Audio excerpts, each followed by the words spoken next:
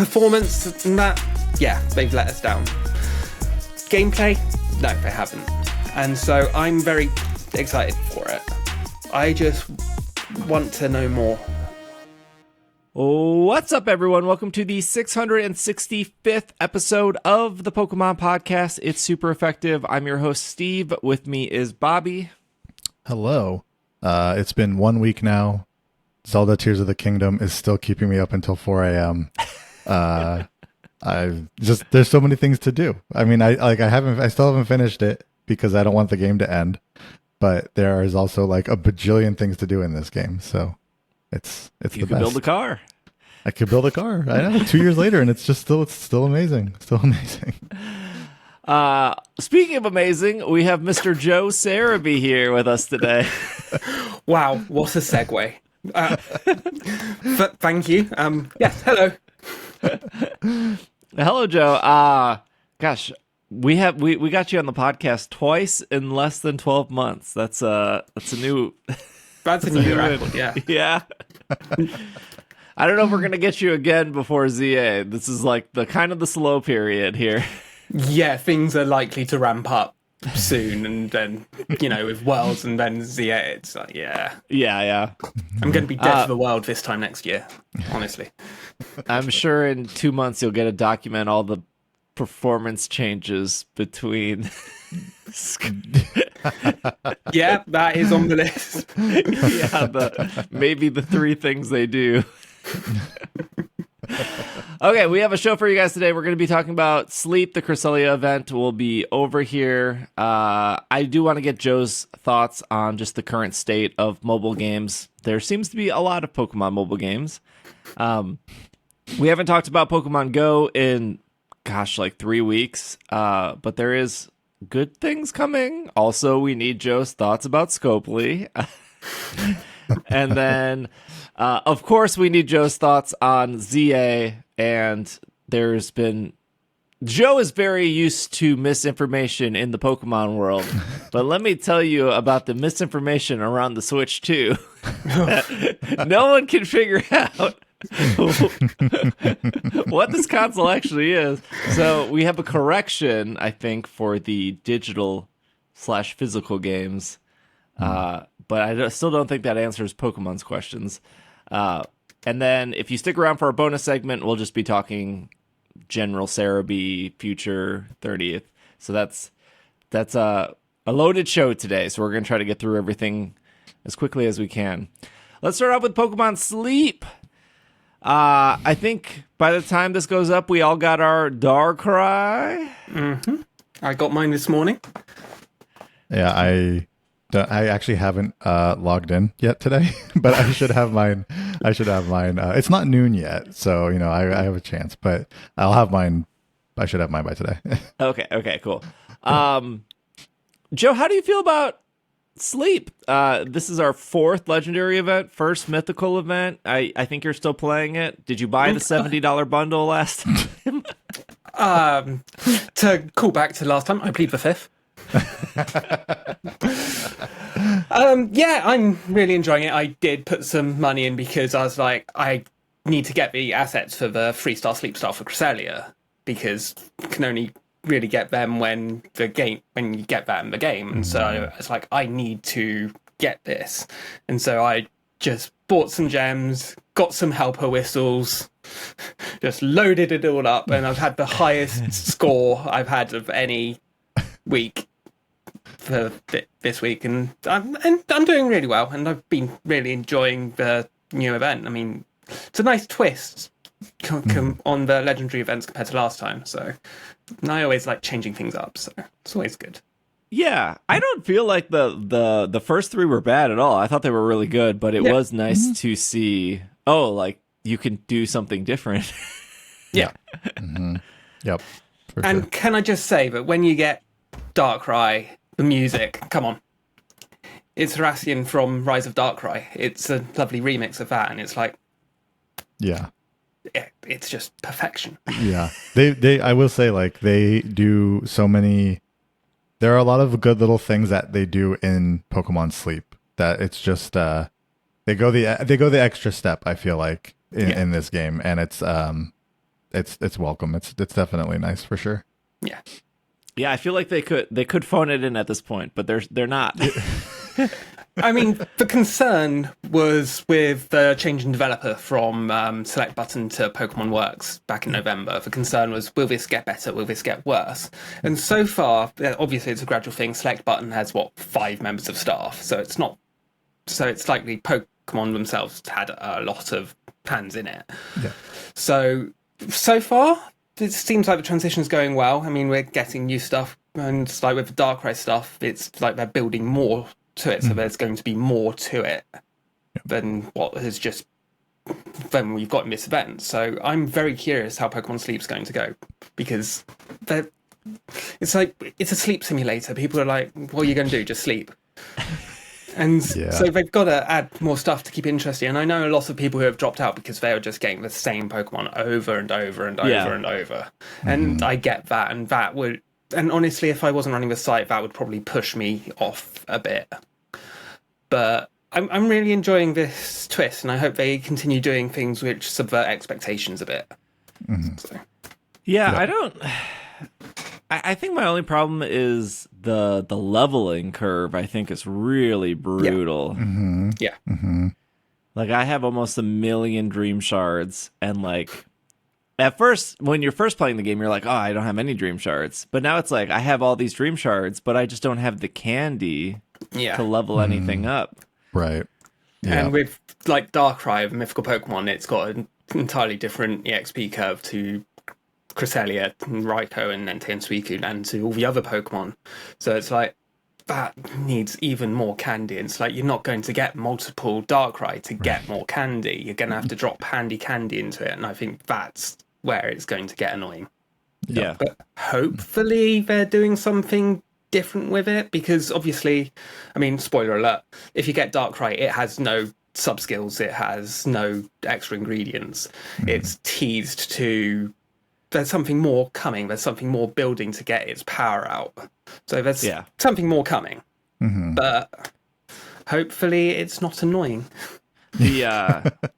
Actually, no, we can say that this is the worst update, because this is the first shiny locked Pokemon in Pokemon Sleep.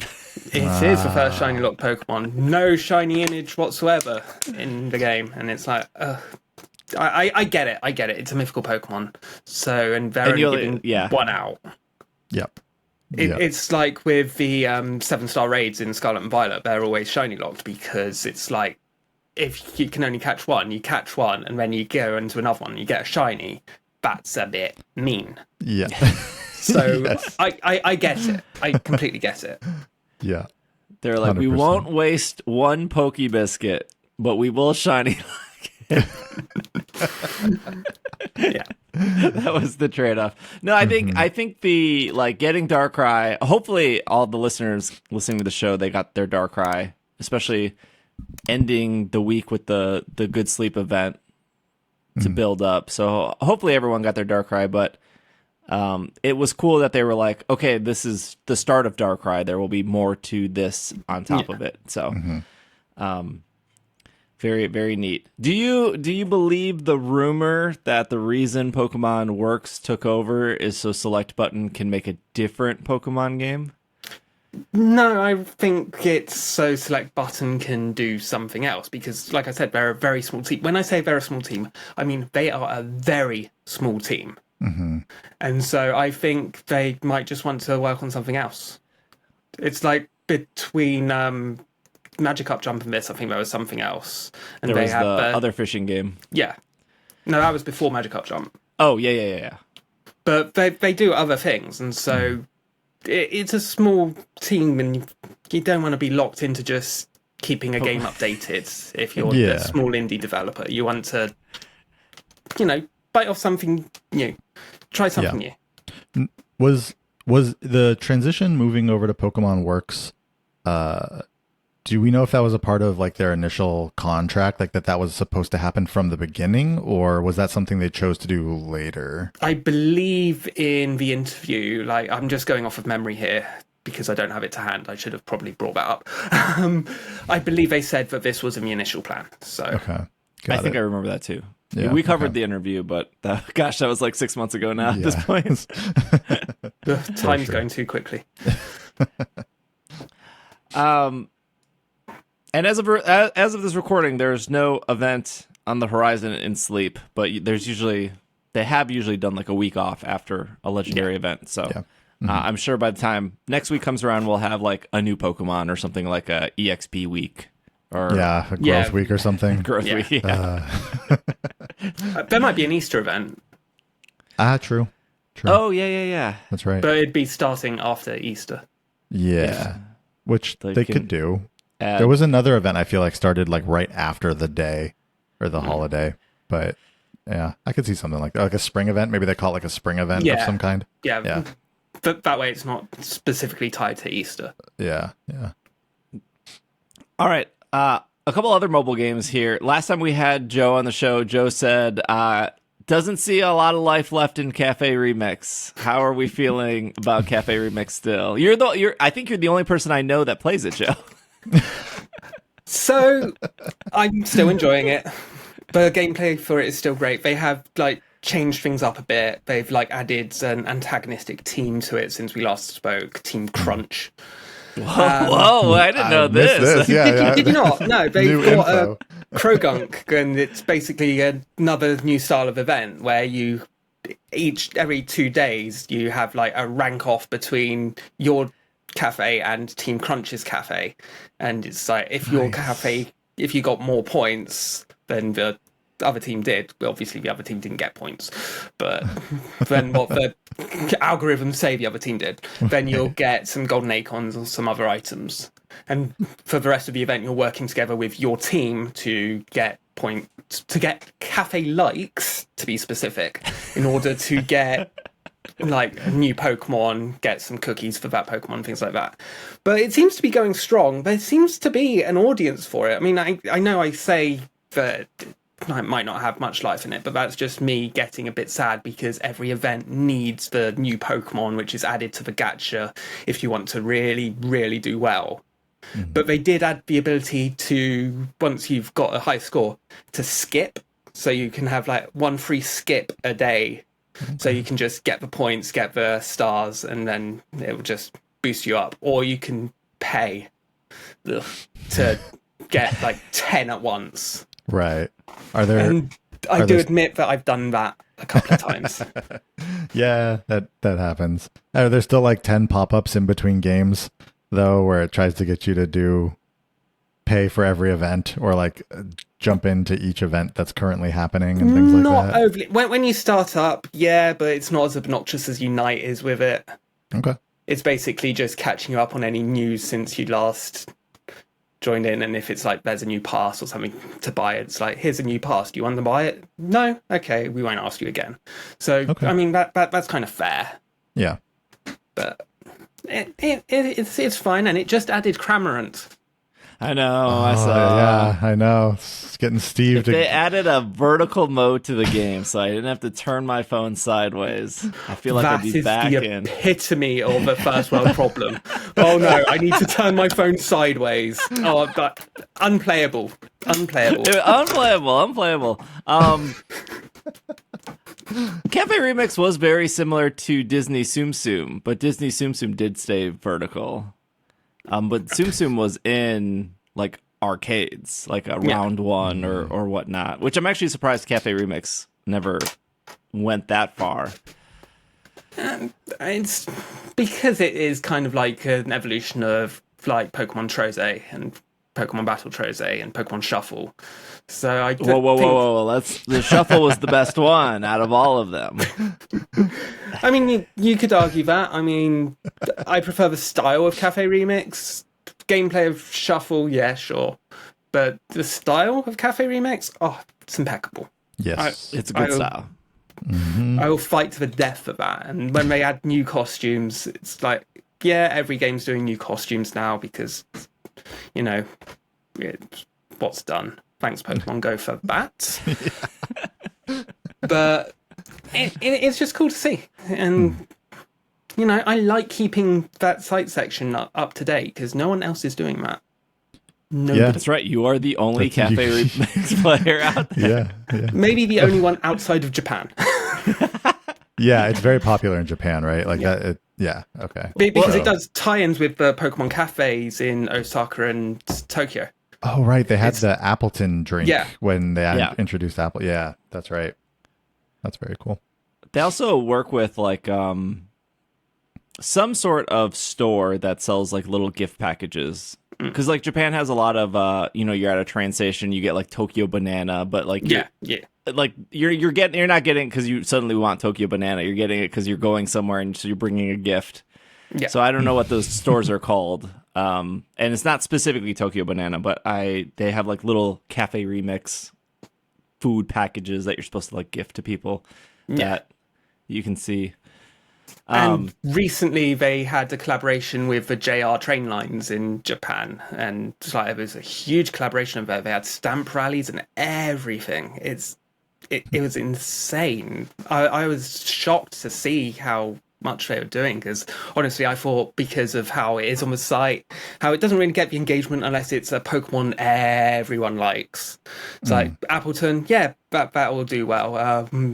Poltergeist did well when it was revealed, and a few others, but it just doesn't really seem to set the internet alight. And the Pokemon Company International barely post about it, which is wild to me. It's like around Pokemon Day, it's like the only time they'll put a like tweet out or post on Instagram that it's a thing.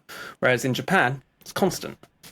Yeah, I know. I feel like that's where I typically see is just on your when you post posts about it. It's like just from you, and then it's like, oh, a new Pokemon in Cafe Remix or a new event starting, and I'll agree with you. Like the art style and everything of Cafe Remix is literally why I end up downloading it like every few months. Like I'll be like, okay, let me play again, let me try again, because the style is so good. It really is it's I don't know, the game's fun. Like it's not the most fun mobile game. I think it's just that when you are starting off, the amount of pop-ups and everything that come up in between games is a little bit annoying. But I don't know that I've given it enough time to play through to where you're like just seeing what's normal on a day-to-day basis after, say, a month of playing, right? Because, it does get a little bit overwhelming with how many pop-ups show up at first in that game. Speaking of pop-ups, Masters also has a lot of pop-ups if you take a week off. Yes, it does, because it has like an event pretty much every other day now. Do you feel like Masters is in a good spot? I feel like we've talked about how Sleep has been trying new stuff. You just said that Cafe Remix is trying new stuff. And Pokemon Masters is doing the Academy events. And I'm not sure about them because they're not really like giving enough rewards. You're just going through it to power up one particular sync pair, which is exclusive to it. And you need the gacha pairs that are newly added in order to get the like multiplier to get all the points so you can get a good version of that sync pair. And it's like they're not even that good sync pairs. If they were like broken ones and it's like let's go through it for it, it's like that's fine to an extent because it would give everyone access to it. But like the next one is Florian and Lechonk. It's like Hey, Lechonk is popular. It is, but it's not going to be a meta-relevant Pokemon or sync pair in this game. Right. Yeah. Not when you're doing the ARC fairs. And I know there's a lot of controversy with the ARC fairs because the pity points were 500 rather than 400. So you had to spend more money to be guaranteed it. But it's tricky. Masters is always in an interesting place, because they are trying new stuff constantly. And some of it hits the mark, some of it doesn't. And so you've had the Prestige events like a couple of years ago, and they didn't quite hit the mark, and you haven't seen them since. But they've put a lot of effort into the Academy and into the Trainer Gym feature. But it's hard to say. It's like the game's been going on for over 5 years now. It's like we've got to do something to keep people enthralled, because with every single mobile game, when you have the events, they end up falling into a pattern, and you can just basically go through the motions and go through the motions. And so changing it up, definitely necessary. Whether the academy events are the way forwards for it, I hope not, to be honest. Because I actually found that I ran out of theme skill orbs the other day, and I was like, how did this happen? This has never happened before in my life. And I realized it's because there haven't been events giving like vouchers or the event points which end up giving these items. It's like, it's just this month, it's just focused on the academy events. And it's like, everywhere I've seen, it's a bit mixed on the academy events. People like the style of the sync pairs, they like the Pokemon picked, but it's like the event itself, people seem mixed on. Have you gone through it? No, I haven't gone through it. I logged in yesterday for the first time in like 2 weeks, and I went through like every single like banner. I was like, okay, all right, calm down. But no, I haven't gone through. I should probably try that tonight. But I feel like you've unsold me. Yeah. Well, maybe it's just me because I'm someone who plays daily. I catalog everything for the site, and so it takes a while to get through the thing. And if you don't get what you want the first round, then you have to go through it all over again, and it uses a lot of stamina to do it. And it's like, for me, for events, a lot of the time I'm one and done, and then I just skip ticket each day. Right. And for this, you can't skip ticket it, and it takes like 45 minutes to an hour to just get through the academy event. And if I need to do that multiple times, I'm just less interested in it. Because, it's a mobile game. You shouldn't be spending an hour at a time on a mobile game, to be fair. I tell that to people climbing ranked in Pocket, right? Yes, true. Well, I mean, if Masters is in a bad spot, they could always hit the Ash button and. Who's Ash? Ash is gone now. Press the Liko and Roy button. I think that is probably when I do look at like Masters Twitter stuff or whatnot, that's like the thing I see. It's not even really a complaint. It's a valid thing of like, when is Ash coming back? Because that sync pair is just so good, and so many people missed it. So it's just like, when is the best sync pair going to come back to this game? Yeah, I could see that a lot. They have to bring it back eventually, but it feels like it would have to be intentional. It wouldn't just be like a random Saturday Ash is coming back. Yeah, my theory is April 2027. April 2027. The 30th anniversary of the first episode of the anime. Got it. Okay. Oh, I was like, okay, it's 30th something, but but not sure what. Okay. Yeah. It's the most logical time to do it, in my view. But that's, also 2 years away. All right. So I got to start prepping All right, now for April. Put it on your calendar. Perfect. And then speaking of Pocket, number one gotcha game currently in the world right now. Yeah, it's doing really well. But it has fallen into that rut I was talking about with events, because you've got the drop event, then you've got the Wonder Pick event, then you've got the Mass Outbreak event, and then repeat ad nauseum. It's like, I've already seen people saying they're getting bored of the events, and I get it. It's like, after you open your pack, what is there to do if you're bored with the events? I mean, ranked now, but... ranked. Yeah, ranked. I think I said this last week and the week before. I think ranked is good. It's what I wanted personally. But I think the small thing that bothers me is the illusion that you're climbing really quick until you get to Ultra, and then all of a sudden you need double the amount of matches. And not only that, is they take away your streak when you hit Ultra. Yeah. And both of those just feel bad. And you lose more points when you lose. You lose 7 points when you lose in Ultra rather than 5, which is not great. Yeah, that's tough too. That's annoying. Wait, Steve, are you playing ranked? Where are you on ranked? Where are both of you on ranked? I'm like 3 away from Ultra, and I think once I hit Ultra, I'm just gonna stop and just take my 70 or whatever they say. I'm beginner rank 2 because I've played 3 matches on it and I've won every single one of them. I'm just saying that. Yeah, there you go. You're too busy in Masters Academy to grind rank. I can't believe you said that takes 45 minutes. I mean, maybe that was just me taking 45 minutes and stressing because I had a barking dog downstairs because it was 7 a.m. You're like, I need this little chunk. I'm in the same spot as you, Joe. I think I've done 3 matches in ranked. I like the solo events. I've just never been huge on the on the PvP stuff, and which is fine. I mean, like some people love it, right? People love it. But I do like the solo stuff, other than like right now we have the Palmot promo, right? Event. And it's like, okay, now do 20 battles. Now win 20 battles of this one specific thing to get the reward. And, I mean, you can just auto battle and that's fine. But that part, it's like, they could maybe switch that to a different goal of some kind. Yeah. But otherwise, I really like the solo events. But the PvP stuff, leave that to you, Steve.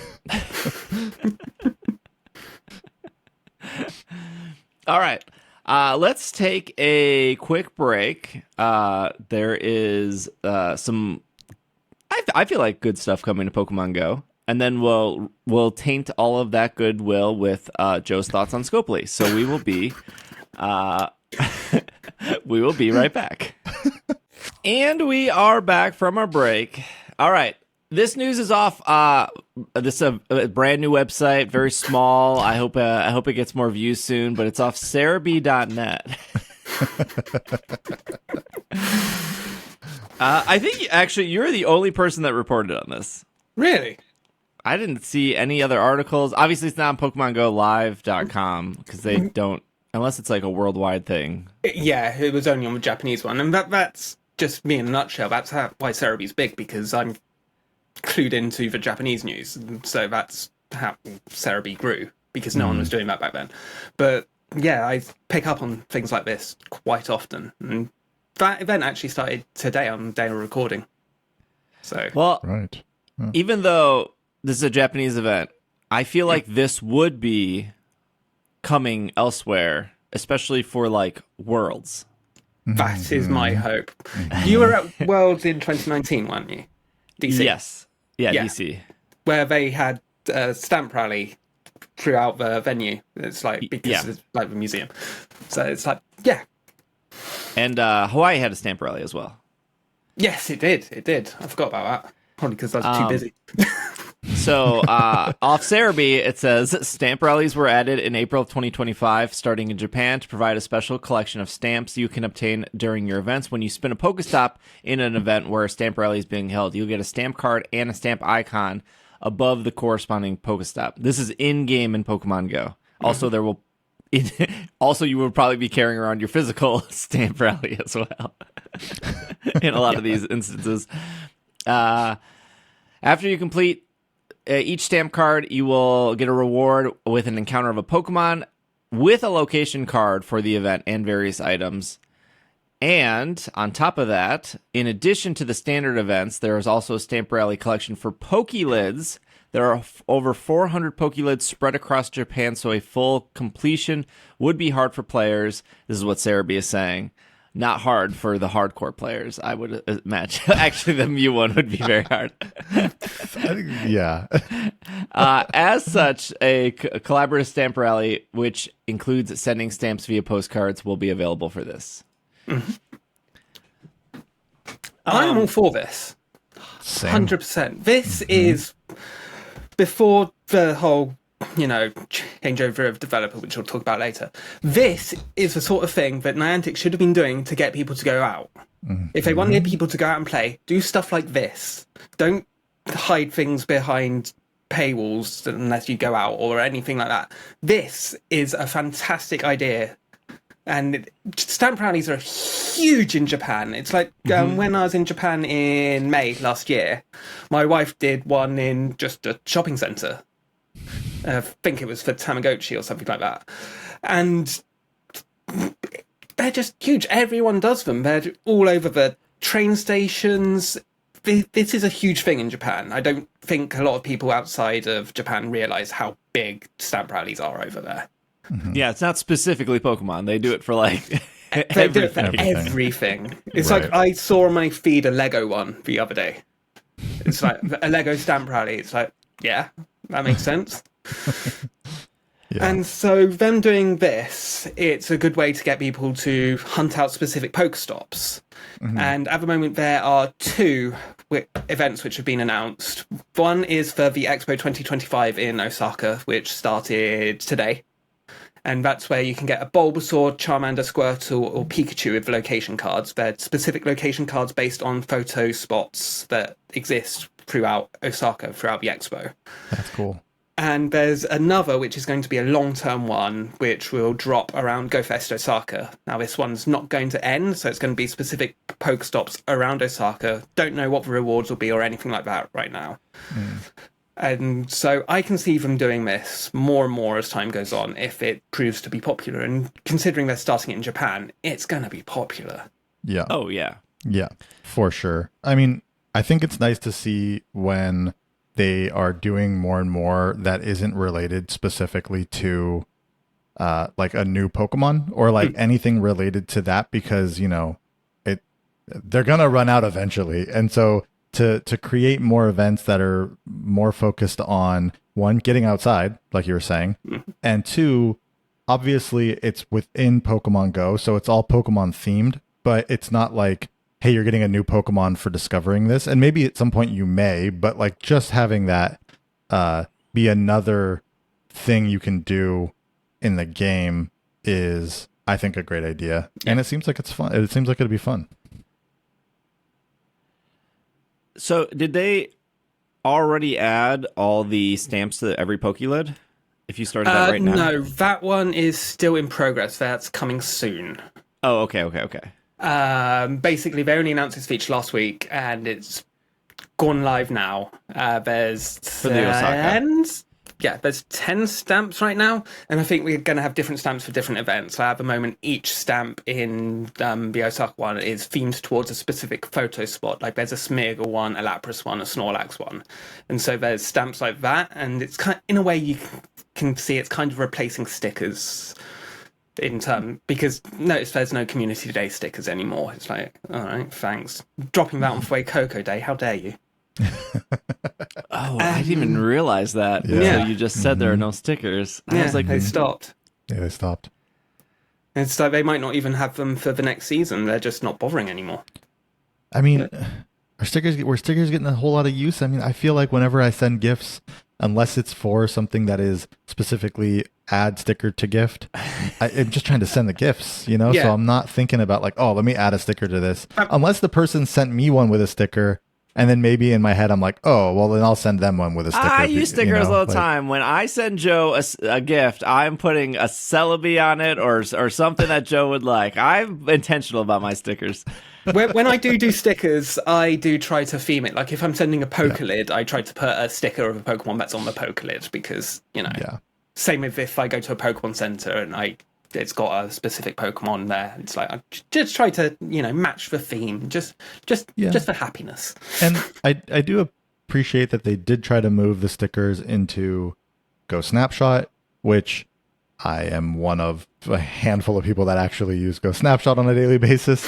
But it's cool that they tried to do that. But then they did something like take the Community Day stickers away.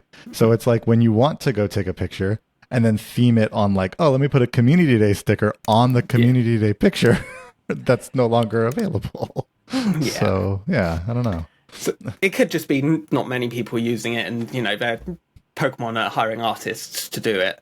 Yeah. And Because the first stickers were technically already made.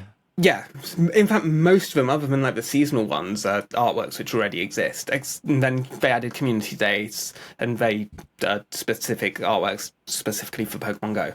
But even still, like the Pokemon Fossil Museum has an event in its current location, and it's got some stickers, and it's just the artwork like that. Yeah, That's all it is. Yep. Yeah. Yeah, I hope I shouldn't say I hope. I know the Stamp Rally is going to go really well. Yeah. But I hope we see it at like a future Go Fest. Mm-hmm. Obviously, it will be at the Osaka Go Fest, but I'm going to say they probably won't have that set up the following week for New York Go Fest or the week after for Paris. Hopefully they do, but they haven't said anything. But if I do see it appear in America, it would make sense to be at Anaheim. Yeah. Yep. 100%. Because especially as they're expanding the scope of the Pokemon World Championships, there's more and more to do there, and it's getting bigger and bigger and bigger. It's like last year at Wells, we had the Hawaiian Village at Hilton, and there was a lot to do there. It's like it can help you explore, and they did routes for that. But it's like, unless you're specifically going out to play, a route doesn't quite hit the same mark as hunting down a specific Pokestop for a stamp, in my view. Because routes are like, you have to go this specific way. Pokestops, it's like, go find this. Did the routes in Hawaii take you around to like specific locations in the city there that you got to go do things, or was it all like kind of around specifically where Worlds was? It was around the Worlds venues. I didn't really follow many of them. There was one I followed, which was like from the main venue to the Hawaiian Village at the Hilton Resort. There was two of them that did that. One just went like a slightly different way. Okay, because I was gonna say, if it is something to like take you around town, no offense to Anaheim, I'm from Southern California, so again, really no offense here, but I don't think there'd be a whole lot of like, take you around a parking lot. Yeah, I mean, other than taking you to like Disneyland or to maybe like the some kind of arena or something, I wouldn't see a whole lot of. Yeah. Like next year in San Francisco, a lot more places to go. Although I have been sent down some iffy places through Google. So yeah, there's that. That was like my first international trip. I was following Google, and it's like, Google shouldn't have sent me down here. Yeah. This is off PokemonGoLive.com. Speaking of popular Pokemon, Applin will make its debut in the Sweet Discovery event that will start on Thursday, April 24th to Tuesday, April 29th. You'll get twice the amount of candy for catching Pokemon. Increased shiny chance of Delibird and Squavit. Increased chance to hatch shiny Delibird, Serebii, and Squavit. Catching Delibird and Squavit will award berries. Increased chance for apples to appear at mossy lure modules. Half the egg distance for the first 3 eggs using the Pokemon Go hatching widget. I'm always curious of who's actually like reading these pages and then like I am. No, I mean like a standard person who casually plays Pokemon Go. They're like, one, that expecting them to read this, two, them being like, there's a lot of mechanics. They're just stating that they assume you know. Yeah. They used to have images in those articles as well, but they've gone back to lists. It's like a lot of people just see a wall of text. They're like, yeah, whatever. Mm-hmm. Yeah. Mm-hmm. Okay, so they're debuting Applin, Flapple, and Appleton. No Diplin. You can catch. You can. You can use 200 Applin candy and 20 tart apples to evolve Applin into Flapple, or 200 Applin candy and 20 sweet apples to evolve into Appleton. And then the apples will appear in the wild, so you tap on the apple to pick it up. So this is very similar to the April Fool's Pokeball Day thing. Yeah, I was like thinking that was just was that their test? They're like testing, like, all right, is this going to work? Yeah. And the answer was no, because I had lots of pink rectangles on my map. Oh, I heard about that. I did not experience that myself. I had Pokeballs that turned into, Pokemon or gave you Pokeballs. But I did see screenshots of some giant pink rectangles on people's screens. Was that when you were... So instead of the Pokeball showing up in the wild, it showed as a giant pink rectangle? Or was it like after you tapped on it or something? Yeah, and it just kept growing and shrinking. It's like, well, there's something there. But honestly, that feature I'm 100% down for. I think that's a good feature. But the 200 candy to evolve Applin. So if you want total, let's just say, including Diplin, that's 600 candy. To add Hydrapple, that's probably at least another 100 candy. That's 700 candy just for one of each in the Pokedex. And that's not good, especially since the Go Plus Plus does not pick these up. That's true. That's my one problem with this event. The concept of it, 100% love. I think this is good. We've been hoping for items on the ground for years, and closest we had was Zygarde cells. And I think this is a good feature, but it's been Niantic. Yeah. Can't be too good. Can't be too good. You can't be too good. Throw some disappointment in there. I feel like that's Niantic's motto. It can't be too good. It's true.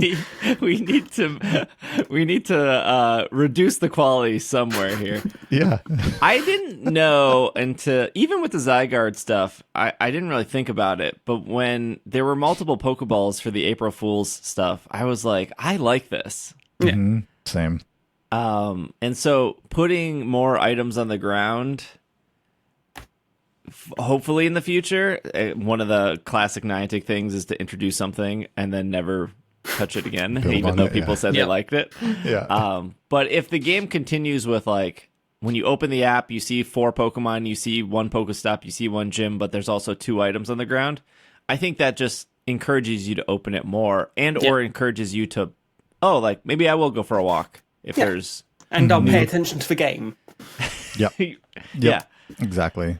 Especially with opening, especially when you're, at home or, because, if you're at home, the Pokestops that are around you, right? So it's like, okay, well, that's never going to change. I mean, it could, but rarely that ever changes.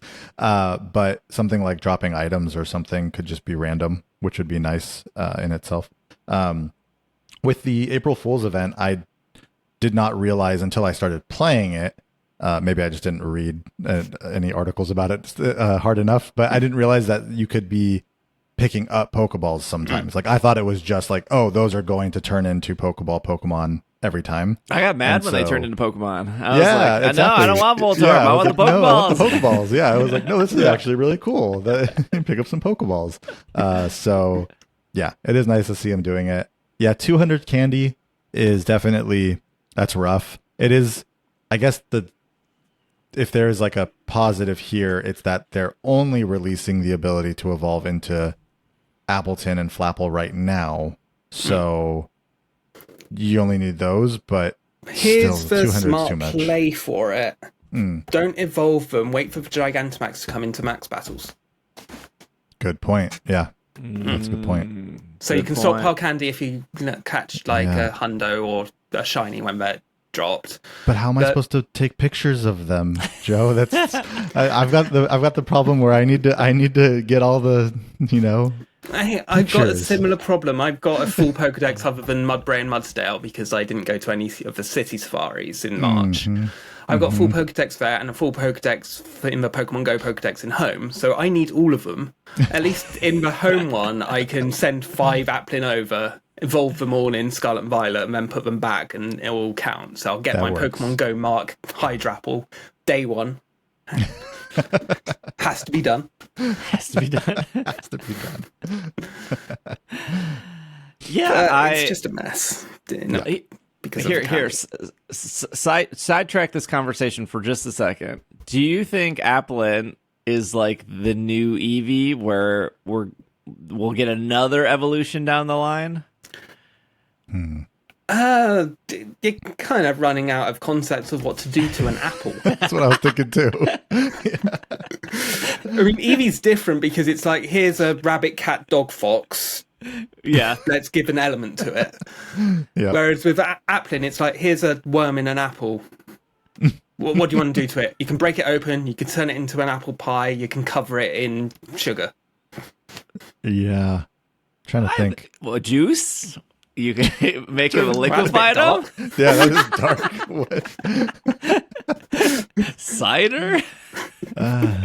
Sauce, apple sauce in some way. Apple sauce, there you go. Not exactly the things you want worms in, granted. True. Very true.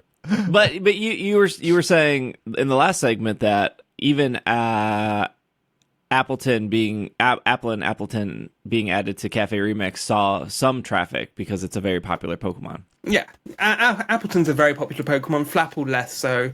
People really love Dipplin and Hydrapple as well. I mean, like some of the Hydrapple cards people have gone nuts about. So you're saying Flapple is the Flareon of the... Yes. Ouch. Yes. Ouch. Somebody has to be the Flareon. Poor Flareon. I would check the analytics, but I can't be bothered. And then they are adding Applin headband and an Applin apron. They're adding showcases. There's a $2 event to give you 2 mossy lures and some spawns. And there's always a pay ticket. Do you have Always. the battle pass in your area? Yeah, I was lucky. Not everyone in my area got it. Like a few friends of mine haven't got it. But I got it. Marty got it. I finished it now. Okay. Don't know how. I guess I play that much. That was the $7.99. I did end up paying for the extra encounters, yeah, but you didn't have to pay for it because you've got the free track and the paid track. Yeah. Right. Yep. But yeah, I got it. I finished it. I didn't get a good Xerneas, so it's like throw it in the bin. Do you like the battle pass concept? You see, I always try to be a positive person. I always try to look at the good side of things. The free track, that's great. It's got a lot of encounters. One of the variants had poker coins in it. So on a free track, getting the poker coins, that's fantastic. Honestly, that is a good way to do it. The issue is the pushing of the FOMO of trying to say, yeah, you've got this for free, but go on, give us a bit more, go on. And that's my issue with battle passes. It's the same in Cafe Mix, it's the same in Pokemon Unite. I have issues with them doing the exact same thing. But it's been inevitable, and honestly, it's something I said years ago that they should probably do if they want to make money after they got rid of remote raid pass limits and things like that. Well, they didn't get rid of it when they added it. So obviously they've got a financial deficit which came from their desire to remove remote raids and, get people outside.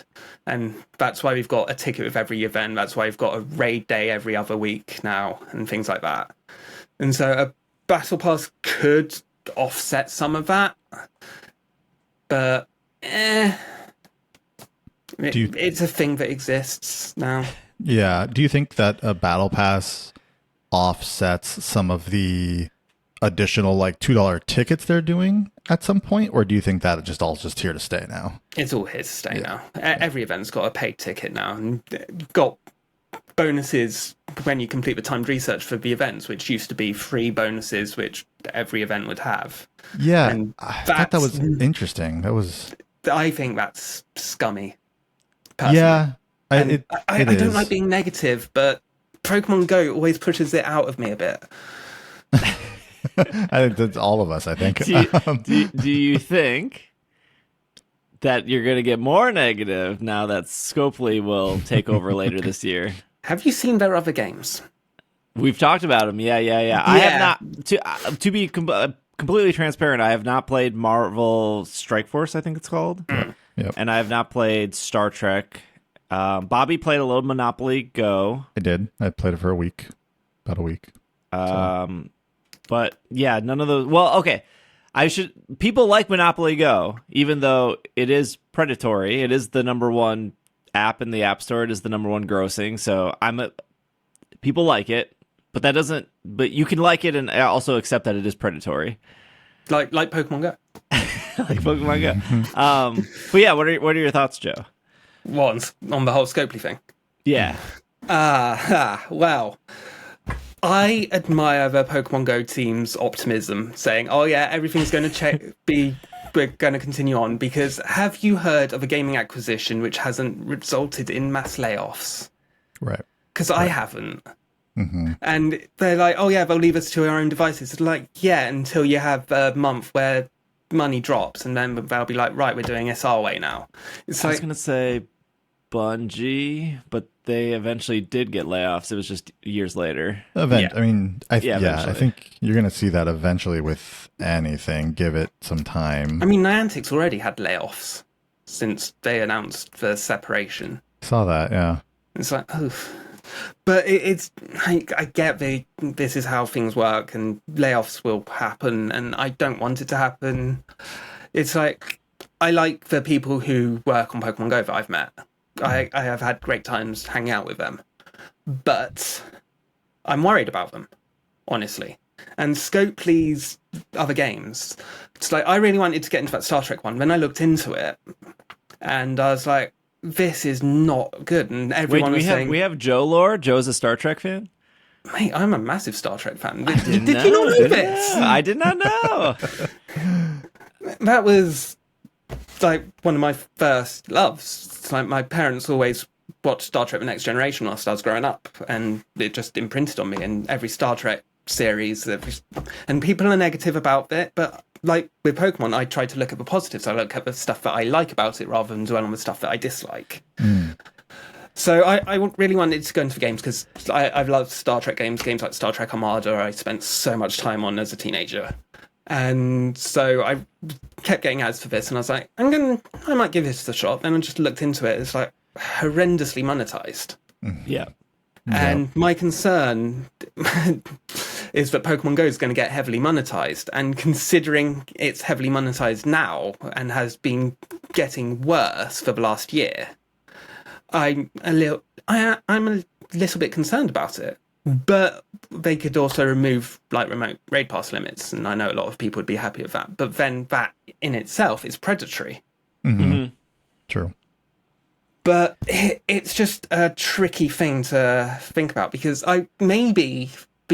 obviously acquisitions aren't like instant, and that they've been in discussions for a while. I don't know how long. It could be that they've been gradually adjusting so that the acquisition from Scopely and the changes that Scopely would make would not be much of a difference to what they're doing now with the additional tickets every single event, and a weekly event at the weekend, either a community day or a hatch day or a raid day or any combination thereof. Because it's like, what was it, last week we had a hatch day and a raid day? Yeah, that's true. I skipped both of them.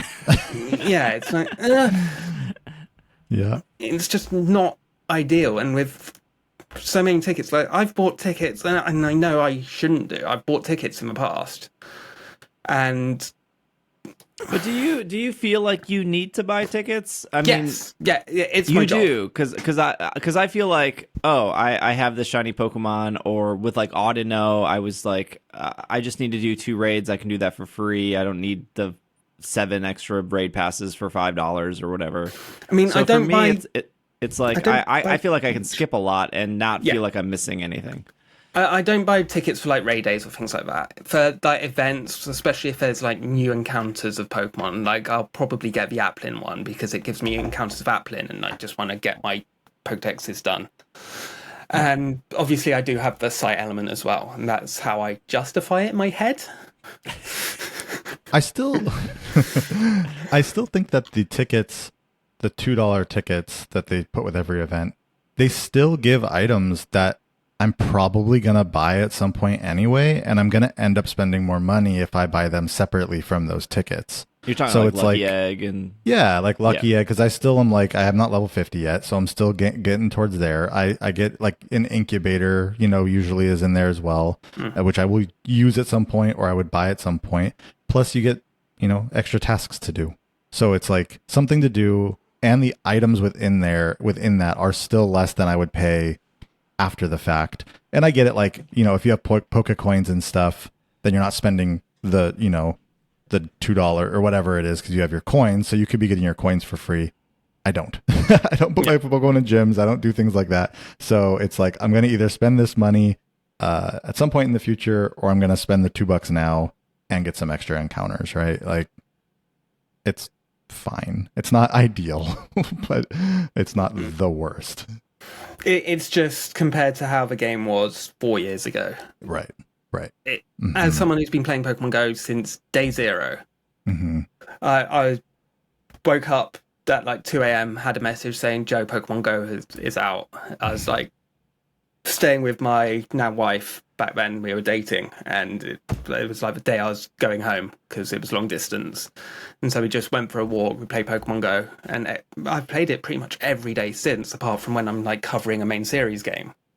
It's like when I go for my runs in the morning, I have Pokemon Go on and things like that. So I love Pokemon Go. I mean, I proposed during Pokemon GO Fest in 2021. And just seeing how it's become so heavily monetized because of Niantic's decisions in the last few years, which has obviously impacted their revenue, it's just sad to see. It's like when you see like a person you looked up to, you really liked, and seeing they've become horrible. Yeah. It's that sort of feeling. It's I'm still going to play Pokemon Go. I'd still play it even if I didn't have the site because I enjoy it. Met so many friends through it, but it's just sad to see, and I'm worried it's going to get worse due to Scopely, and I don't want it to get worse. It's like a year ago I questioned how could this get worse, and well, I got that answer because let me tell you, let me just double check the numbers on this. Let me open my database. I have 425 timed research registered in my site database. Half of that has been since the start half of that has been since the start of 2024. Wow. And most of them are paid.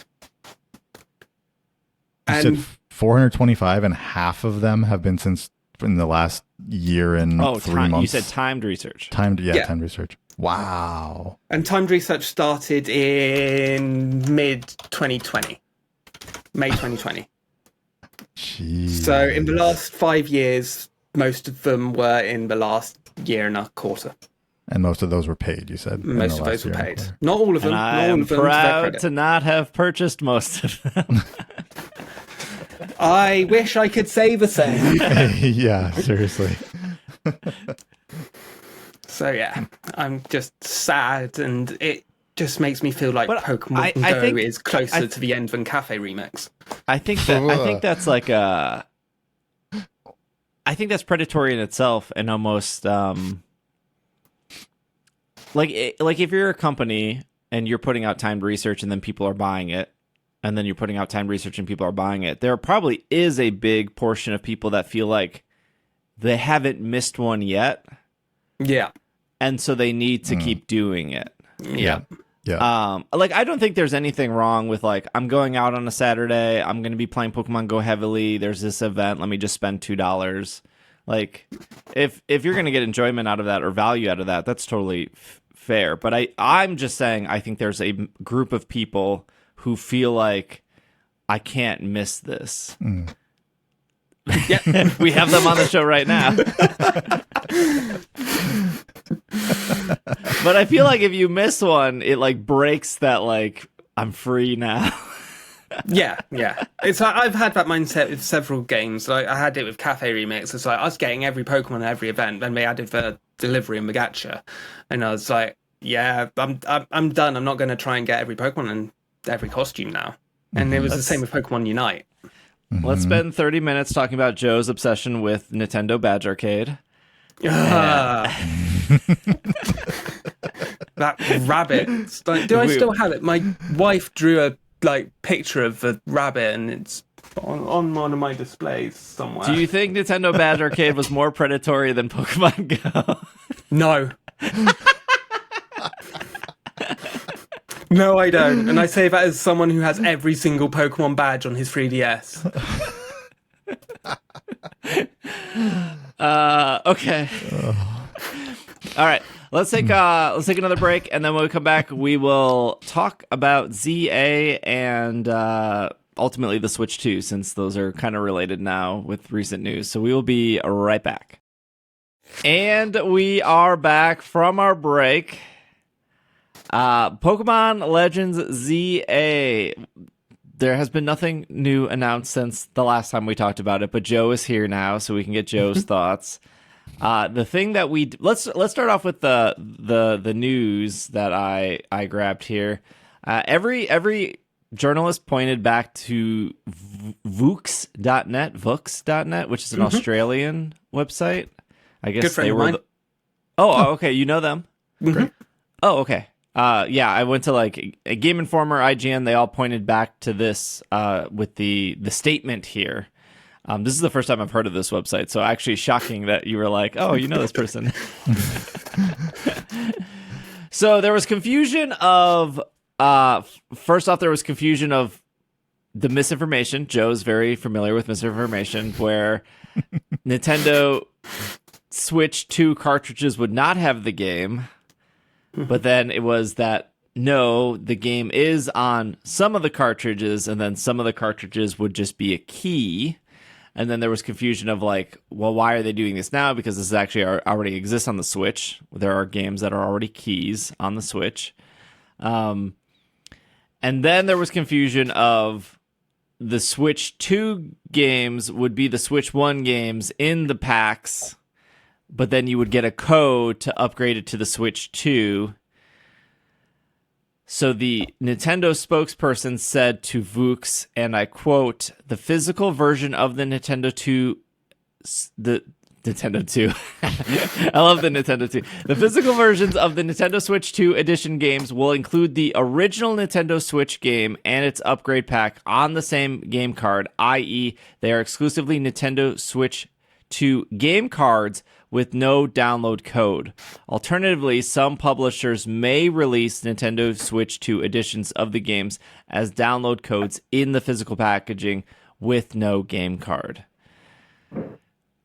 That doesn't answer our question about ZA, though. I mean, kind of does. Well, I guess... They put it on a cartridge, and they won't drop a download code for that.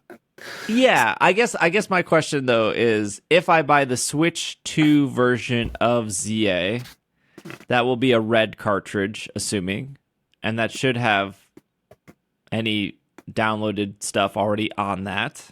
We'd assume so, yeah.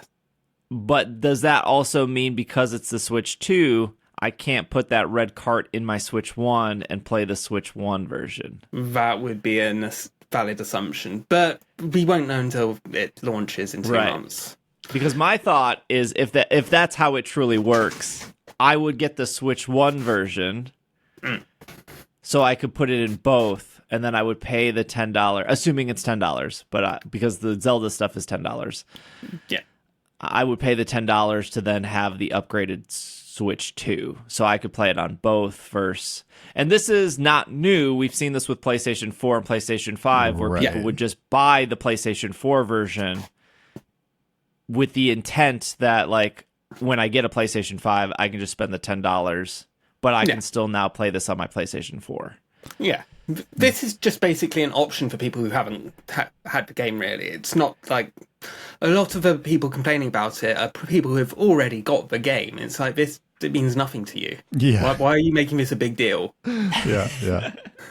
And they basically, from what I can glean, they tried to do it in a good way because a lot of people who aren't in the know might just buy it thinking it itself is the upgrade pack. And so they try to like detail why, and in doing so, unfortunately, that's made things a bit messier. Yeah. Because, internet's going to internet. Of course. Well, And it's just...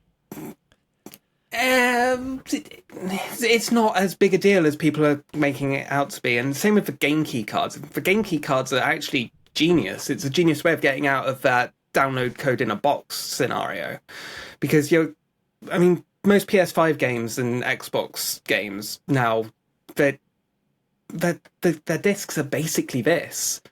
It's like you have the mandatory installs, and most of the time it's not all on a disc. You have to do the downloads. And this way you do that, and you can resell the game. You can loan it to a friend. It's not tied to your Nintendo account. It's just people have overcomplicated it, and the interneted it, and I'm just so done with the interneting things right now. Well, I mean, yes, right. That's probably never going to stop, unfortunately. But one thing I hadn't considered before was the ability to resell or trade to a friend or loan a friend the game. And because before I was like, oh, of course, why wouldn't they just put the Switch game in there, download code afterwards and all of that? But it makes sense if you have it all on the cart there, and then you're able to resell or loan the game to someone else, and then they have the whole thing. And it's not like they're just getting, oh, here, I loaned it to you, but it's just the Switch 1 version. You don't get the Switch 2 version, you know? So that does make sense, and that was not something I considered initially. So well, I read that there was only two, and this could be completely wrong, or maybe I don't know how to read properly, but there was only two Switch cartridge sizes, and so with a game like Bravely Default, it wasn't.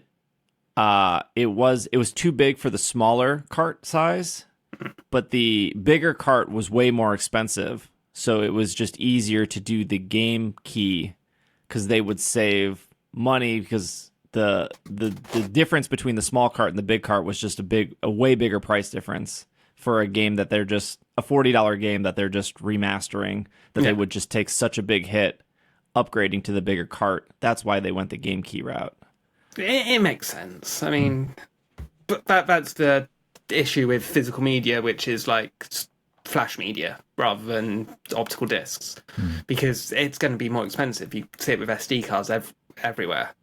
And so you're going to see, especially with third parties, this sort of thing. Nintendo, they're just going to put everything they can on the cartridge and be done with it. It's Nintendo. They've not really ever done anything otherwise, other than like what Mario versus Donkey Kong tipping stars on the Wii U. Are you Nintendo Badge Arcade? Joe, are you buy your games physical or are you just digital? Like, what do you prefer? So my mindset has been Pokemon both. Okay. That sounds about because right. of my job. Yeah. That way I've always got a Pokemon game to hand. Just like if I'm away with my Switch and like an event drops for like, even though it won't, if an event drops for Scarlet and Violet whilst I'm away, and if I had Legends Z-A in my Switch, then I wouldn't be able to get the details up. Yep. And with the Switch, I went digital for multiplayer games. It's like, so if I'm out with my Switch and people say, "You want to play some Mario Kart?" I'm like, "Yeah, right." Rather than, "Oh, I didn't bring my cartridge, sorry." Yeah, makes sense. But I think I'm going to end up being more digital again because it's just easier and quicker. You don't have to worry about deliveries or going out and changing cartridge. It's a first world problem. It's like I have legitimately not played a game in the past because I had to get up over there and change the cartridge. I know that feeling. Speaking of cartridges, there was when the Scarlet and Violet DLC cart came out, that did not include the second DLC, but then they released carts since then that have. So did you wait to buy that cart? I have not. I have been meaning to get that because my wife's a collector as well, and she has like every game. But that's just the nature of the thing. And last time I was on, we talked about game delays, and I said that I felt that the Scarlet and Violet DLC might have been bumped 2 months. And thinking about it, the physical version of the game with the DLC is another example of that because it dropped before the patch for the Indigo disc dropped. And so it's what it is. They needed that physical version out for the holidays, didn't they? Yeah. Yep. For sure. My worry is like, I'm sure there's a number on the box that signifies it. I don't want to go into the store right now and then be like, let me get a copy. Oh, and this is the old copy of the cartridge, not the new copy of the cartridge. Thing is, I don't think it actually says it on the box. I know it says it on the cartridge itself, but it doesn't say it on the box as far as I'm aware. I mean, I'd have to have a look, but, it's all the way over there. It's did you think, before we get to the deep ZA stuff, did you think that when I think we all thought that like more powerful Switch would run Scarlet and Violet better? Mm-hmm. Because we've seen Scarlet and Violet run better just on more powerful hardware that may or may not be a PC. I don't know what that would be. On that. I didn't make the video. I just watched the YouTube video about it. It wasn't me that did it. Did you think that they were going to intentionally say we're patching this for Switch 2? Because in my head, I just thought, oh, it'll just run better because the processor's better. So this, but originally I thought, the Switch 2 would basically be a similar architecture to the Switch, like the 3DS and the DS. Yeah. Mm-hmm. And so I figured, it would just run it natively. But the interviews that Nintendo put out said that they are basically running the Switch games as an emulator. They're running it like that, like other backwards compatibility has done in the past. And so that surprised me. And so that makes me think it might run better as standard. It's like, it probably will. But having a native patch for it would obviously give it the kick that it needs. So one of the things which I said going into the Switch 2 Direct, talking about Scarlet and Violet, was that with backwards compatibility, the raw power should boost things up. But there was a chance Nintendo would Nintendo backwards compatibility and like lock it to certain specs. And I hope they're not doing that, but it's just, with that we've got to wait and see. But there being a patch, that's just perfect. It's like, hopefully it's a substantial patch. Like, probably not like how Metroid and ZA,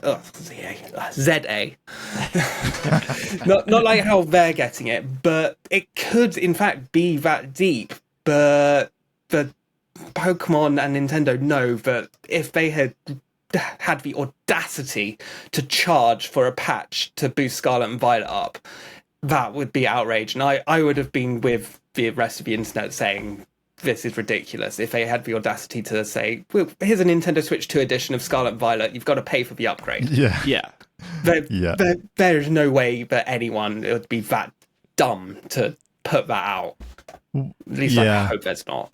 I mean, I already had like slightly like not great feelings that the Switch 2 version, even though it's free upgrade, it like maybe it puts it like where it kind of should have been with the Switch, right? Like it would be one thing if the game didn't run so poorly on the Switch, then it going to a Switch 2 version obviously makes sense that it boosts it and it makes it, better in that way. But the fact that like the Switch 2 version feels like it's going to maybe put it like where it should have been from the start is already a little bit. It's great. Like I'm excited that could potentially happen, but it's also like I got to spend $450 first and get it on a console where it actually runs like how we all kind of expected it to run in the first place. I mean, the issue of that is, people will say that. I have had people in my mentions say that, I had to buy a new console to get the game running better. It's like, no, you buy a new console to have a new console and you've got the benefit of it running better. It's like, if you're buying a Switch 2 specifically for Pokemon Scarlet and Violet to run better, then what is wrong with you? It's all I want in life, Joe. It's just Scarlet all Violet. I want. Do you think that they're going to add what they removed, like people and Pokemon back into towns? Maybe. I mean, if it's a patch and they're just making it fine-tune more, then they could put like longer load distances in. You could have the windmill and artisan running at a proper rate. The windmill. You could go to a lake and it'd be fine. Yeah, that's the first thing I'm going to do is I'm going straight to the lake with the Dondozo and all that. I think I'm going to go straight to the windmill. I think the windmills are good.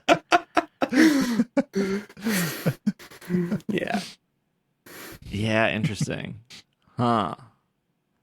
Yeah, I mean, like, that was how they quote unquote fixed performance, right? Like when I was playing, I was legitimately getting the game to crash once a week. Really? Of just playing. And when they removed people and then they removed like some Pokemon spawns, I think it was mostly people, right? that they removed from towns? It was the amount of spawns which can be on screen. Well, yeah, in most places, the amount of Pokemon you can get on screen and just eased it up, especially in the lake. Yeah. And they did like drop some of the people, just like for people walking around, they just cut that down a little bit. Yeah. I'm surprised you had that many crashes. Because honestly, for me, I didn't really have a crash until the Dialga and Palkia event. And that's because something on my SD card caused the game to corrupt, so I had to reinstall it. But I honestly did not have crashes for Scarlet and Violet until like around then. Yeah, I mean, like, I stream all my gameplay. That is incorrect. I did have one whilst I was doing the Vivian postcards when there was stuff about, the game's corrupting your saves. And it's like, oh, whoops. But that was fine. But I honestly had more crashes with Tears of the Kingdom, and when people were saying, I've never had a crash with Tears of the Kingdom. I have a video of the game freezing up on me. I was thinking I should post this on Twitter, and I was like, you know what? That might not go well for me. Yeah, I've never had... I don't even know if I've had Breath of the Wild crash. I can't remember. I've had Sword and Shield crash Tears for sure. Twice. I think in my entire time playing. Okay. But I had so many crashes with Scarlet and Violet until that update. And then the only time I've had it crash, and it wasn't even a crash, the only time now is, I think, 3 or 4 raids, it'll just black screen or it'll just sit at the waiting. What did you do to your Switch? Did you drown it? What Switch do you have? Scarlet and Violet Switch. The OLED then? The OLED, yeah. Oh, yeah. Is it running off the internal memory or on an SD card? It should be internal memory because I didn't reinstall any games. Yeah. Wow. That's interesting. Yeah. I'm blaming you on drowning your Switch. So yeah, that's fair. You've never had it where like everyone sits at the beginning of the raid screen and it just loads forever? No. Oh, I've had. No. Okay, never mind. This is the thing. I legitimately tell people on socials that I've not really had that many issues, and they say, "Oh, you're such a shill." It's like, no, I've legitimately not had any. I believe you. I'm not sitting here making it up, though. Video footage. I'm not saying you are, but I'm just saying it's always perplexed me when people have said, "Oh yeah, this game has crashed like 15 times for me today." I'm like, what have you done to your Switch? I mean, I do. I tend not to believe people who say they've never had an issue with Scarlet and Violet. I'm like, that's impossible. You have to have at least one issue with it. Yeah, like frame issues or like some stuttering, or you've fallen through the ground and it then brought you back up. That's happened to me a few times. Yeah. Plenty of issues with it, just not crashes. I had a shiny Flabébé spawn under a Pokemon Center once. Oh, I've never had that. That sounds great. Luckily, I could throw the ball at it, and I started the battle. So of course, you could. Well, I think the raid issue, because I think you do a lot of solo raids, right? Yeah. Okay, so the raid issue that I have, where everyone sits at the start of like a 7-star Delphox, is everyone sits there, and what I've noticed is if one person quits, it fixes it for the other 3. Right. So I think in that specific, one person's connection is holding up everyone's. Yeah. That makes sense. Yeah. Yeah. So it's like a game of chicken of like who is going to quit out of this raid to like save everyone else. Yeah. You do a lot of. I mean, obviously, you do a lot of. I do a lot of online raids, stuff. Yeah, I like helping people get their raid bosses. I helped people, but then people kept causing us to fail. So I was like, I'm doing this solo. I'm not helping any of you guys. So someone brought an Earthquake Lucario to one, and I was like, you know what? I'm done with this. Your thoughts on Z-A, Joe? We've had 2 trailers. Well, I guess I'm going to say 2 trailers. You could maybe argue the 20 seconds in the Switch 2 was a new trailer. But... Oh, yeah. Well, it was a new trailer, and it showed it in 4K and glorious 60 frames per second, which did not drop. I have checked every single frame because I was trying to make a point. Are you excited? Are you worried? Where are we after the what we just discussed, the mess that was kind of Scarlet and Violet? I'm excited. Obviously, Switch 1, it's not going to run as well, and you're going to have people complaining. It's like, oh, how do we let this happen? It's like, mate, Breath of the Wild and Tears of the Kingdom drops to 20 frames per second as well. Setback. But I'm excited. The new battle system definitely has me intrigued, and one of the things I really like doing is making interactive maps, and so I'm really excited to make an interactive map for that. But I'm really excited for the battle system. My concern is still about it being in a city. I mean, they've shown different biomes and everything, and there's like on the like map image asset they put out, there's like convenient doorways which seem to go into the sewers. It's like, okay, there might be an undercity or something like that. Mm-hmm. So I'm cautiously optimistic. It's like I always like change. I always like upending the status quo. It's why I do my site, because every day is different. One day I'm doing TCG, one day I'm doing anime, one day I'm doing Lego now. And so basically I love upending the status quo. So I'm looking forward to it. I'm looking forward to messing with the battle system. It's obviously going to be a single player thing. It's not going to be where competitive's played. I'm fine with that. I just want to see more. I want to see more of what is new and what has changed, and I want to see more of a justification for why it's just in a city, because the city doesn't seem that big. That's what I was saying. Yeah. It's like people say, oh yes, like games like Spider-Man are all in the city. It's like, yeah, they are. It's a bit bigger. So I'm sure it's going to be a great game. I'm sure. I mean, Game Freak haven't let us down with gameplay yet. Let's face that. Performance and that, yeah, they've let us down. Gameplay, no, they haven't. And so I'm very excited for it. I just want to know more. I just need to know more. But you also know that I'm not the biggest fan of Mega Evolution, so. I mean, you know that I'm not the biggest fan of Mega Evolution. It's like, here's an Aerodactyl. It's got some spikes.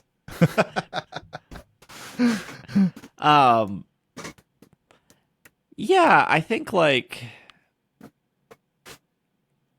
I think I am. I said this last week, but I guess a lot of this weighs on one is if America's getting a Switch 2. I've got mine pre-ordered. Yeah, lucky you. And if we get a Switch 2, if I'm able to secure one, right? Like, where is scalping going to come in on this? Hold on. How hard was it? So UK had the pre-orders, and from what I've heard, I have not heard people saying that it was incredibly hard to get a pre-order. No, every retailer did a lot of anti-scalper stuff. It's like one called Curry's said, yeah, we're doing pre-orders. You have to go into store for it. Yeah, it's one per person. And they track the address. You need an account.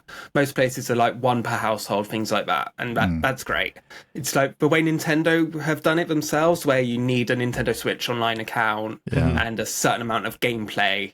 It's like, that's a fantastic way of guaranteeing like your core audience can get a pre-order. And that's where I got mine. I got mine through Nintendo. It's like, I'd like to go to a midnight launch, but all the game stores around here died. Sad. Yeah. Yeah. So I think like seeing the game run and look better, because I'm with you, Joe. I have never been disappointed with like the gameplay of a Pokemon game. The thing that disappointed me with Scarlet and Violet was purely how it looked and how it ran. And with a lot of games, usually you get one of those, like, oh, it looks really pretty, but it runs poorly, or like, it's kind of ugly, but it runs great. Usually, Scarlet and Violet, you got both, which was like, oh. So, like, those two issues seem fixed if you have a Switch 2. Yeah. And so, like, that makes me more excited. Although, again, I don't know how anyone played Ultra Sun, Ultra Moon on a normal 3DS. I know those people were out there. I know they exist.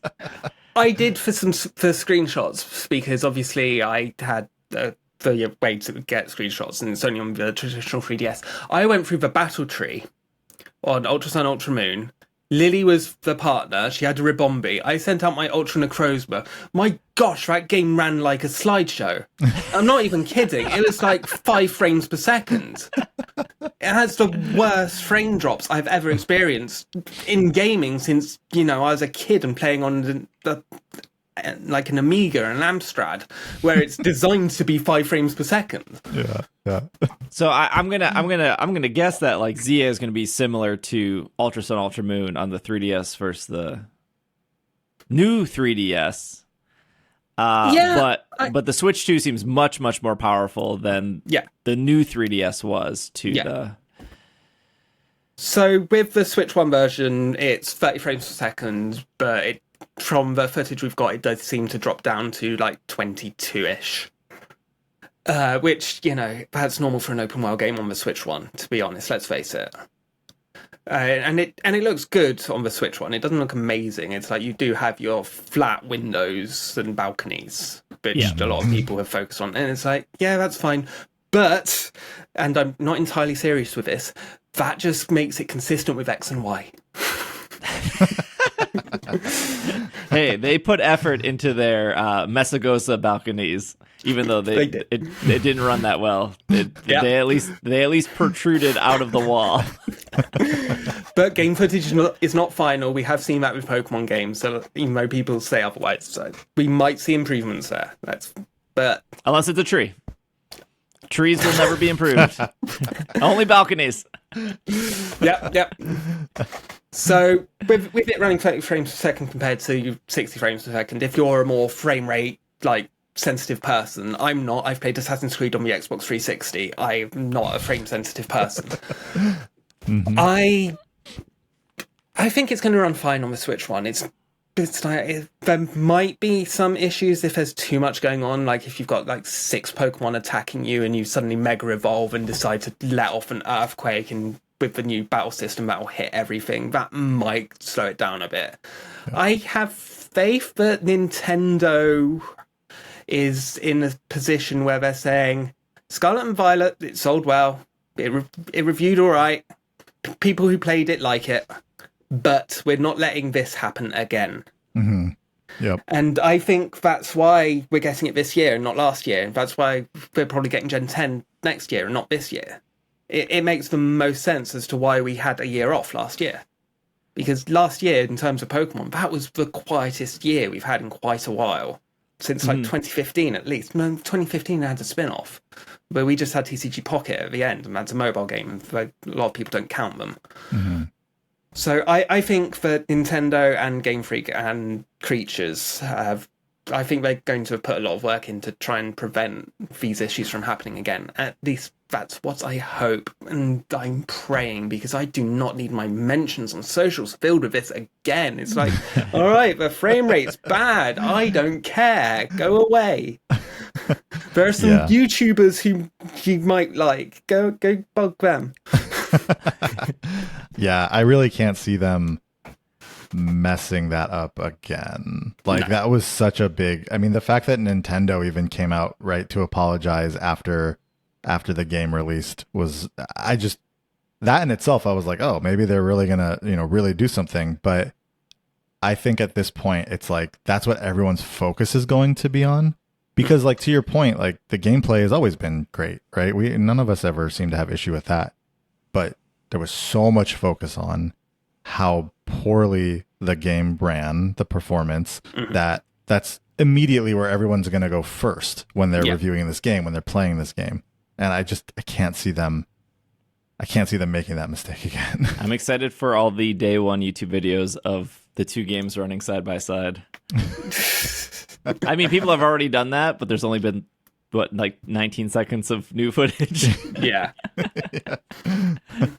But like I said earlier, it runs the footage ran at a fixed 60 frames per second. And that I don't even need 60. Well. I would have taken a fixed 30. Yeah. And like, I've got screenshots of it in 4K. It's definitely not rendering in 4K. It's probably rendering at 1440 like Breath of the Wild is and like Mario Kart apparently is. So it's going to look good. I think it's going to look good. It's not going to be the most amazing game on Switch 1 or Switch 2 in terms of visuals, because Pokemon has never been about visuals. People say, oh yeah, Pokemon used to look great. It's like, look at Pokemon Ruby and Sapphire, look at Gold and Sun on the Game Boy Advance, compare them. Pokemon has never been the looker of the generation. Golden Sun reference.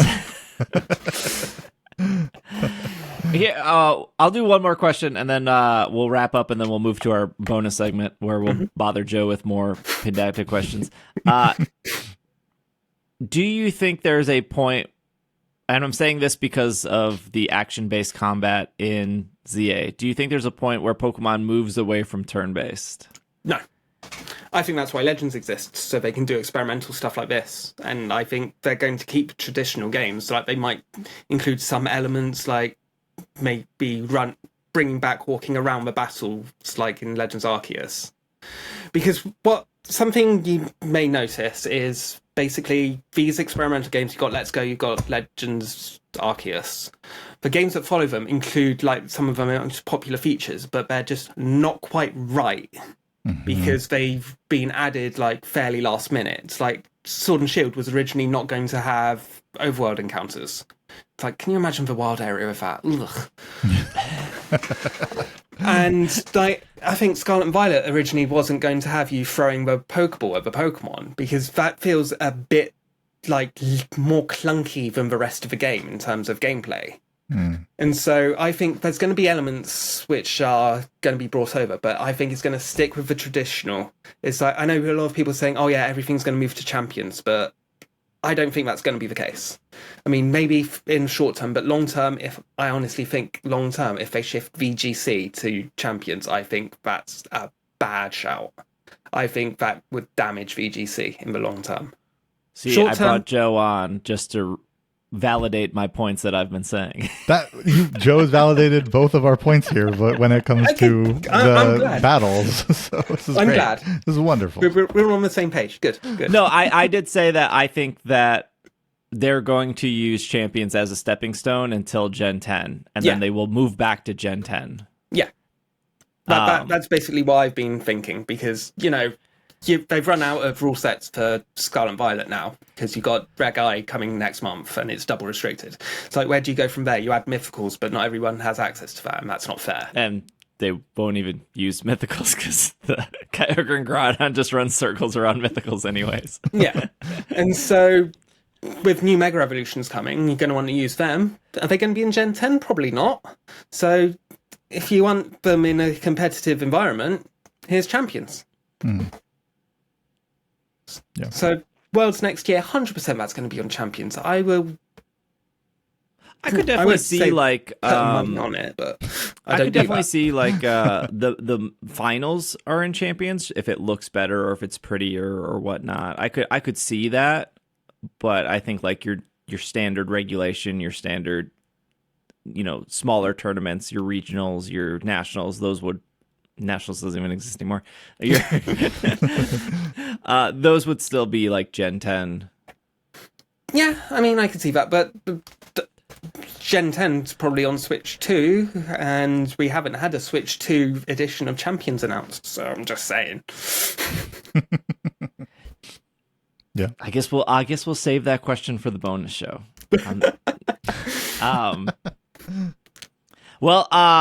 If you are on the premium feed, after the credits, there'll be an extra 25 minutes or so where we'll bother Joe with more questions that weren't directly related to the news. If you're not on the premium feed and you would like the bonus segment, you can go to patreon.com/PKMNcast. It's in the show notes and stuff. But the longer episodes have been really great because people want longer episodes, so that's how we've done it. So again, thank you, Joe. If you're on the free feed, if you're on the Switch 1 feed, it ends here. If you have upgraded to the Switch 2, you will get 25 more minutes after the credits roll. But thank you, Joe, for being on. No thank you, Bobby. We'll see some of you guys after credits. But obviously, you guys know where to find Joe. Serebii.net everywhere. Easily the most updated news website out there. Good guides. Except when, I said, Arceus didn't work that. I was look, it wasn't supposed to be a bad video. I was just teasing. Joe. But it was awesome. That's like one of the best things about Serebii is I could be like, hey, I think this is wrong, Joe.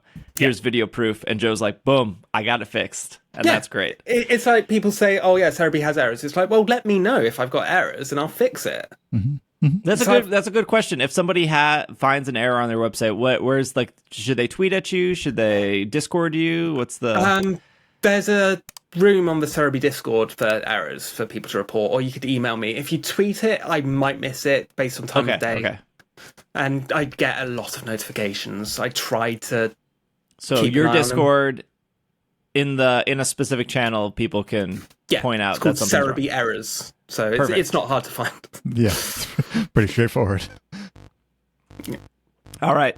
Thank you guys for listening. We will see you next week, or we'll see you after the credits. This has been another episode of the Pokemon Podcast, and we are super effective.